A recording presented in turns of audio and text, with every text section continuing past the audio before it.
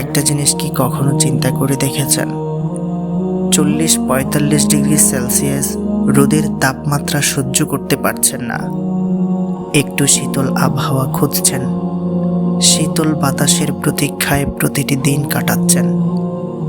অথচ কেয়ামতের পূর্বে যখন মাথার উপরে সূর্য নিয়ে আসা হবে, তখন কি হবে আমাদের? একটু কি ভেবে দেখেছেন? বর্তমানে আমরা সবাই দুনিয়ামুখী। টাকা পয়সা, ধন দৌলত, এই সমস্ত বিষয়গুলো নিয়ে আমরা ব্যস্ত। অথচ আমাদের জীবনের কোনো নিশ্চয়তা নেই। রাতে ঘুমালে সকালে ঘুম থেকে নাও উঠতে পারি। উঠলেই নতুন সোনালি সকাল হবে, আর না উঠলেই পরকাল।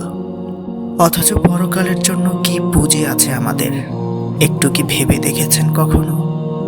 আল্লাহ তাআলা আমাদেরকে এ সমস্ত আযাব ও গজব থেকে হেফাজত করুন এবং নেক আমল ও ঈমানের সাথে দুনিয়া ত্যাগ করার তৌফিক দান করুন। আমিন।